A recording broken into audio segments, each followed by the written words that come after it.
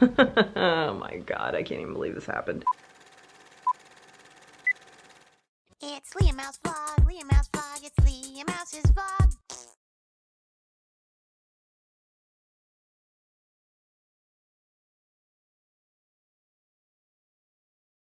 Oh god, hey guys, what's up? Ooh, it's been a minute, hasn't it? Holy crap. I look all fancy right now and have the background right here because I literally just finished filming the first video for my new YouTube series that I decided to do. It won't be up until March because I want to film a few more, figure out how I'm gonna edit these, figure out how I'm gonna continue to shoot them so that they're good and concise and entertaining, and I want to get a good routine and a good rhythm down so that I can continue to build, you know, like a backstock, essentially, videos so that I can continue to upload them on a regular basis. So you won't be able to see that video until March, sadly, and I do apologize for that, but now you have something to look forward to. But yeah, life, I just definitely sloshed my coffee all over the place. That's awesome. Excuse me. I had to get the dribble and urine in my other hand. I'm sorry. I said urine. Man, stuff's been going down. I haven't been vlogging at all, but stuff's been going down, dude. It's, oh my god, like I don't even know which thing to start with, to be honest. I'll just start with something that maybe y'all can relate to, because I know that life is stressful. We all have our own set of issues. I know a lot of my audience struggle with anxiety, depression, and mental health problems of all sorts, as I do myself, and we can relate. Y'all are my bros. So yeah, I had to take a couple of days off of work for mental health reasons. It just kind of got to me. I just got really, really stressed out and really flustered, and it started affecting me physically. I almost fainted a couple of times. And I feel weak. I can't focus on anything. I was just so stressed. And luckily my bosses understood when I talked to them about it. I hope they understood anyway. They seemed to understand. I still feel a little bit funny about it, you know, as you do, because y'all with mental problems and stuff like that, I mean, we understand, you know. You can prove if you have a broken leg. You can prove that you have the flu. You can't prove that you're on the verge of a nervous breakdown because of stress, right? I mean, I suppose you could, but I don't really feel like going to get a CAT scan just to submit to my boss, just to prove it, you know what I mean? I'm okay, like, you know, don't worry about me. I'm okay, and I've been okay for the most part. It just, you know, I'm okay when I'm at home and, you know, watching figure skating with JJ, by the way. Go Nathan Chen. Oh my god, thank you, USA, all the way. I am also a fan of Yezuru Hanyu. I know I'm probably butchering his name and I'm sorry. And also Yuma from Japan. Can't say his last name for the life of me. But yeah, sorry. We've been living for the Olympics lately. We really love figure skating. Yes, JJ loves figure skating. And he's more of a man for loving figure skating. Thank you very much. Nathan Chen. Chen, 10 for Chen. Anyway, see, this is what I'm talking about. Like, the scatterbrainedness. I'm already scatterbrained, and it's just even worse when in a high stress situation, which my job is often at times. And it requires concentration and focus with what I do. And when I mess up, sometimes I don't even know that I messed up, because in my head I'm doing everything, but I'm hopping from thing to thing, and it's very hard to concentrate and focus and do things to the best of my ability on a normal day. But under the circumstances, I'm still doing things to the best of my ability. And then of course they'll send me a text message with something that I made a mistake on or I missed, and I can't take it. You know, when you already feel like you're performing at your best and you're stressed out while doing it, and you're just hanging on by a thread, and then someone comes back with, hey, you screwed this up, you screwed this up, you screwed this up. Just about lost it. Just about lost it. So, you know, I had to take a couple days off. So that's what I did. I got some rest, and, you know, have just been sort of just living, planning this new series that I'm doing and everything, and it's nice. So on top of all of that, we had a couple of stressful situations to add to the mix. Oh my god, I can't even believe this happened. So I checked my bank account one morning, as I do every morning, by the way, if anybody has any ideas. I am on top of my finances. That's why y'all didn't get away with it. I know it's nobody watching, but I don't know, I thought it would be cute to be threatening or something. So I checked my bank account. I saw that the total amount was a little bit lower than it should have been. And I was like, was there a bill I forgot about? Did I order books or chocolate in my sleep again? Because I have done that. I see 2 charges for BarkBox. BarkBox, yeah, that dog box subscription service for crap for your dogs. Never once have I entertained the idea of ordering anything from BarkBox. Even though we do have a dog, I mean, he doesn't need a monthly supply of anything. We buy him everything he needs and he's spoiled enough, thank you very much. So I was like, well, this definitely wasn't me. So, you know, and JJ and I have separate bank accounts, so it definitely wasn't him either. You know, this is all my stuff, and I'm like, all right. So I locked up my debit card right away, by the way, just like that, because I can do that from my app. I just hit lock and it is unusable from that moment on. I did that first, then I contacted BarkBox in a little live chat thingy, and I was like, yo, someone stole my debit card information apparently and placed 2 orders with you, and I don't know if there is anything you can do about it. Probably not, but I just wanted to let you know, because my bank even advised on the thing, in case of debit card fraud, contact the merchant, which I think is only fair, because they're going to be out money once it gets reimbursed to me after I claim fraud, and they're going to be out product, right? So, you know, that's not nice. So I told them that in the message, and I was expecting them to like ask for more information, like my name or something, you know, take the lead here. You are the merchant. I don't know what you're gonna do about it. So the little agent, you know, started typing. I think his name was like Daniel or Derek or something. I don't know. Ellipses popped up. He was typing. And I was waiting for the response. And then the response bubble, the ellipses went away. He didn't actually send a message, so he deleted whatever he was typing. And then it popped up and said, like, Daniel has left the chat. And I was like, okay. All right then. So much for that. So anyway, so I was on the phone with my bank. And mind you, this was a day I had to work too. So I had to go to work and also deal with this at the same time, because it was the morning I found out right before I went to work, right? So I go to work after this, trying to contact BarkBox about this. I'm like, well, I gotta go to work, you know? So I get there and I'm like trying to do my job while talking to my bank on the phone. And I called them and I was like, yo, you know, this happened, you know, we got to do something about this. And they were like, well, yeah, absolutely. So they canceled, you know, my debit card that I'd already locked up anyway. And they were like, okay, we're going to send you a new debit card. You know, you'll have it in 5 to 7 business days. And I was like, sweet. But not before they told me what the scammer tried to do with my debit card information. They succeeded with the BarkBox ones. Those were just test purchases, I guess, because they went on to tell me about 5 more transactions that were declined, thankfully, because it would have cleaned out my entire bank account. They said that they tried to put through like $90 on Ancestry.com, and he rattled through them so fast, and I was just so shocked I didn't actually absorb what he said, but there were definitely charges on there for like $300, $900, $500, you know, for all this random stuff. And I was like, oh my God, like they really tried to clean me out, and they would have. So I was like, yeah, that's definitely wasn't me. Like that was definitely the, so he had to go through the recent transactions, you know, and he was like, okay, you know, what about this, you know, $6 and whatever at Caribou Coffee? I'm like, yeah, that was me. He was like, okay, what about this $2, you know, at the grocery store? I'm like, yep, that was me. You know, just these little piddly amounts for my stuff that's my daily routine. And I was like, yep, that's me. But you know, those massive purchases that would have wiped out my bank account, definitely not me, but they were declined anyway. Thank God. So they refunded me for the BarkBox charges, obviously. And they were sending me a new card. And then I was going about my day. I was having a really stressful day at work, as it was too, on top of all of this. So this is probably what prompted the near nervous breakdown. Honestly, it was just such a bad day. I won't get into it, but it was bad. So I'm going through all of this shit with this debit card. I had to wait for 3 hours just to get started on my work. And without telling you what it was, I literally couldn't do any work and was frozen in place until someone arrived. Like, if I tell you exactly what it was, it'll kind of give away like where I work and what I do. But needless to say, I literally couldn't work for 3 hours because I was waiting. There was literally nothing I could do. like literally nothing.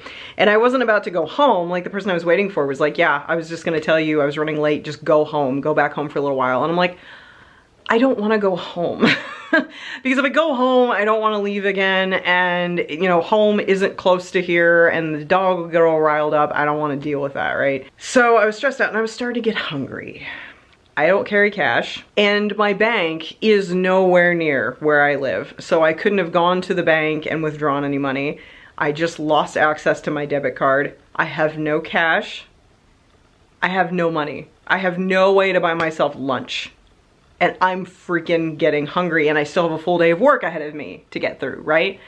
Oh my God, yeah, that was not a good day. So I was working hangry the rest of the day, and I was so tired and I was so upset. So I called my bank back and I'm like, look, I can't wait 5 to 7 business days. I have to have my debit card now because I don't have any cash. My bank isn't here. I can't just like borrow money from my boyfriend every single day. Like that's not gonna fly. I'm gonna need money for gas and groceries. Oh yeah, and I needed gas. I needed gas that day. I actually called my boss. I'm like, yo, I'm not gonna be able to make it to this far location because I was gonna get gas today, and I told him about the debit card fraud. He's like, okay, go to this gas station. I know the guys, have them fill up your tank, tell them I'll take care of it. And he called ahead and told them that.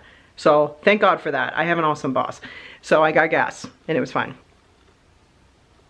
God, I feel like Trisha Paytas when I talk this fast, but I feel like I have to talk this fast because I have so much to say and I want to keep you guys hostage for like an hour.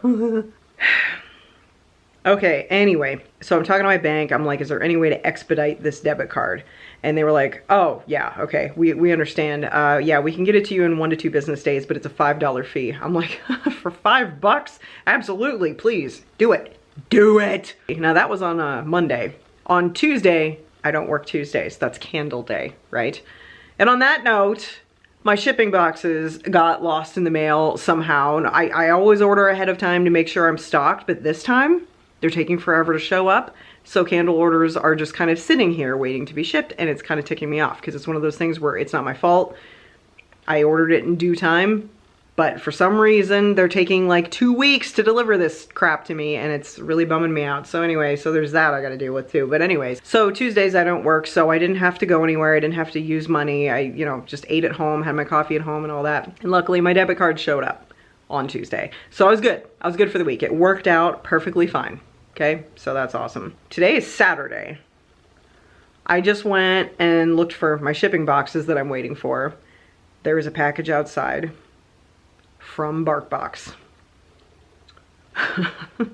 Somehow, while they were busy fiddling around getting my debit card information, they somehow got my address and actually sent their fraudulent purchase to me.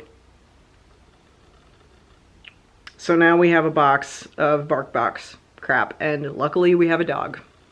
I don't know how this stuff goes. It's ridiculous, but so yeah, we got a free BarkBox, which I didn't want. I tried to warn them. I tried to talk to them about it, but they dropped the ball, so whatever, I don't care. And I don't even want to tell you the story about the mouse because it's very sad. I'll try to paraphrase as much as I possibly can. You remember how we had a couple of mice in the house a while ago that the cats very diligently took care of? Well, we got another one, just one. And he left his evidence underneath the kitchen sink there. He was trying to, that's where we keep the cat and the dog treats, like in the bags. So he was trying to bust into those and like, you know, make it his bitch. And he succeeded. So hopefully in this BarkBox there are dog treats, because now Scrappy doesn't have any treats because the mouse ate them. So coming full circle, you know, it's actually kind of lucky that we got the BarkBox if there's treats in there. Life is weird. Life is so weird. Anyway, so this freaking mouse, right? For some reason, it wouldn't come out. It didn't come out of the cupboard. It just went to that one little cupboard and hung out there and never came out at all because the cats were watching it. They were watching for it. They knew it was there, and they never got it because it never came out. It's a smart little shit. We were like, okay, the landlord didn't do anything about this last time. This time they're going to, and I looked it up, and it is the landlord's responsibility for rodent and pest removal, regardless of whether they want to quabble about who is supposed to pay for it, them or the tenant. They're supposed to get it taken care of ASAP because it's a health risk, right? So if you ever come across that sort of situation, your landlord is responsible, and you need to make sure that they know that you know that, okay? So I contacted the landlord. I'm like, okay, y'all didn't do anything about the mouse last time, or the mice. This time, you're gonna do something about it, Okay, so the very next day, the pest guy came, and I was like, well, that was awesome, sweet. Very next day, in the middle of a blizzard, no less. So we were both off work because this is ridiculous. I hate the weather here. It's just awful. I don't know why anybody lives here on purpose. But anyway, so he came, and we don't know much about catching mice because I've always had cats. So the problem kind of, you know, takes care of itself, you know what I mean, in the natural order of things. So I've never had to worry about setting traps or worrying about where they're getting in or anything like that. You know, the cats take care of it, you clean it up, it's done. So this guy, he was looking around, he found a couple places where they might have been getting in, and he put these little poison things where it's like a plastic box with a little hole, and it's got like poison in it, you know, and he kept it out of the way of the cats. It's in a room downstairs where the door is always shut. The cats can't get in there, so it's safe, and neither can Scrappy. And then the other one is under the kitchen sink. And he put down 2 glue traps as well. Now, before y'all jump on my case for allowing the glue traps to happen, again, we knew nothing about conventional human mice capturing. We did not know before this morning that glue traps are actually incredibly inhumane and cruel. We did not know that. Please forgive us. We have definitely learned our lesson now. No more glue traps, ever. Ever, ever. No more glue traps. I swear to God, this was the worst thing ever. So he put a glue trap under the sink. And this morning we both came downstairs. JJ went down first. I came down, and he just had this look on his face, this little like sad look. And I was like, oh my God, what? He goes, he's in there. I was like, oh my God, he's in there? Like the mouse? He's like, yeah, he's on the glue trap.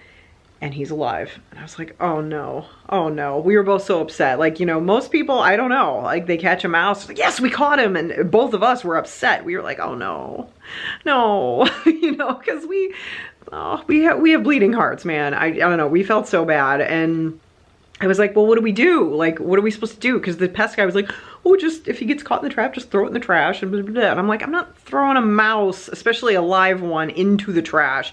And I'm sorry, but have you ever smelled a dead mouse? Ugh.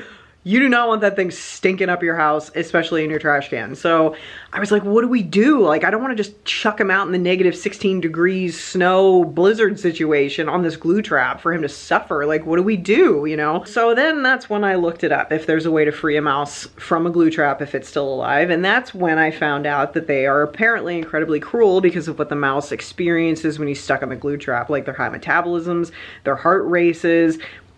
They can have like a stroke or a heart attack or something from the stress. They chew off their own feet. They defecate and urinate in the spot, which is of course unhealthy for them. And they're just, yeah, it's just awful. You know, it's awful. And I didn't know this ahead of time. So I feel really bad for not knowing this ahead of time. But I looked up and I found that if you squirt vegetable oil and use a Q-tip, you can remove the glue and free the mouse. And I was like, okay, we're doing this. Like, JJ, we're doing this. So we both put on our coats, bundled up, went outside, and I have the little squirty bottle of oil or whatever. And JJ was the one wearing gloves. I'm like, you wear your gloves, and just sort of, just in case he like whips around to bite or something, like you can get in the way, and I'm just gonna freehand it for dexterity. I'm gonna free him, right? So I'm squirting the oil on this poor little mouse's feet. I mean, his whole body was just stuck to the thing, and I felt so bad.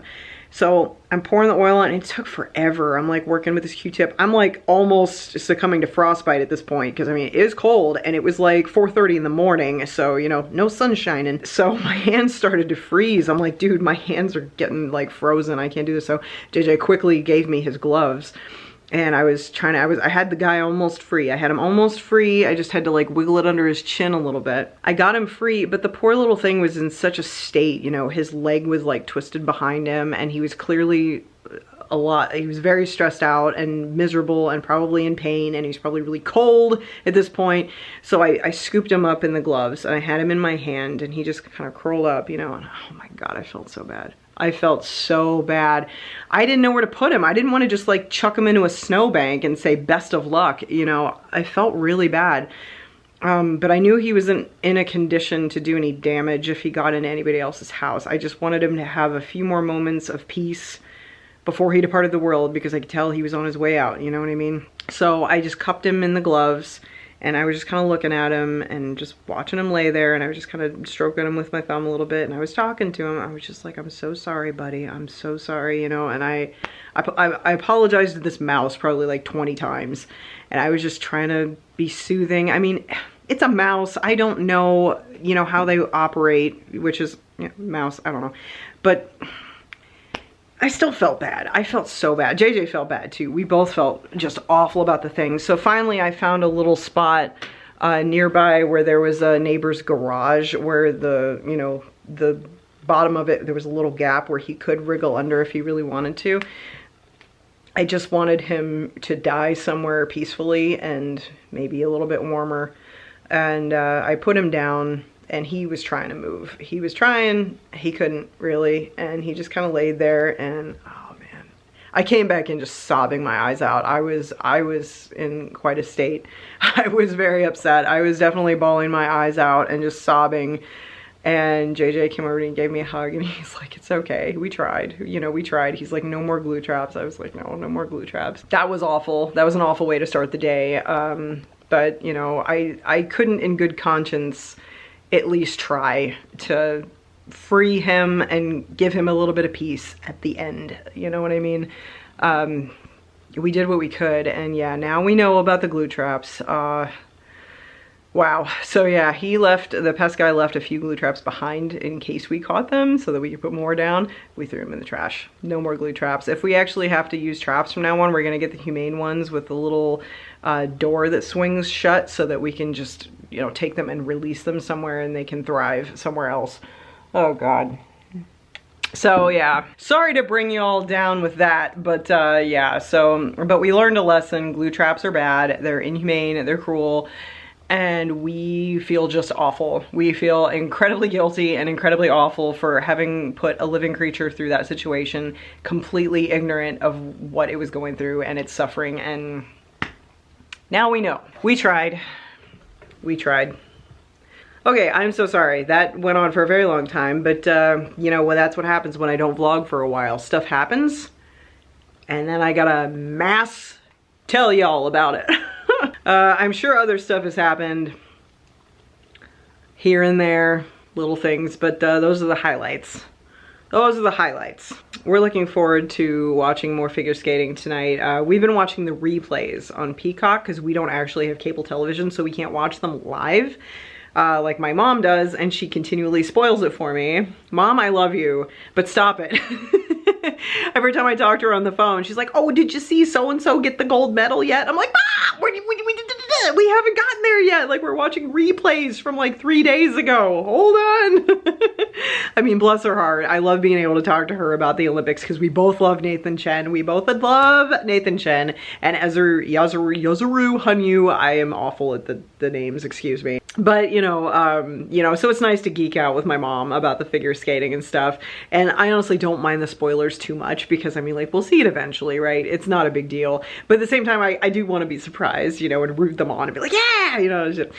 Anyway, so nobody spoil anything for me in the comments, please, either, because, again, we are like 3 days behind with the events because we're watching the Peacock replays on streaming. So it's not live. We're behind. We're behind. But anyway, I really appreciate you guys. I really appreciate you guys watching my videos and keeping up to date with what's going on in my silly little life. But I really, really hope you guys will check out this new YouTube series that I'm gonna do. I'm gonna start uploading in March. So you have to wait a little bit, but don't worry. I want to make sure that I get a lot of content ready so that I can consistently upload and not drop the ball, for crying out loud. But I hope you guys will enjoy this series. You'll have to check it out. Let me know what you think. Thank you for tuning in today. And if you made it all the way to the end of the video, brava. Watch out for the sheep. Vlog phrase of the day is 10 for Chen. And if you don't understand that, that's like the little thingy for Nathan Chen in the figure skating Olympics. Chen, C-H-E-N, 10 for Chen, because 10 means he took first, and that's what we want from Nathan Chen. He's representing the United States, and he's amazing. The Quad King. Thank you very much. Okay, I'm getting into a geek territory that I'm getting slightly uncomfortable with. So I will see you guys next time. Thank you very much. Don't forget to leave a comment below 10 for Chen if you made it all the way to the end of this video. I love you guys, and I'll see you next time. Okay, bye.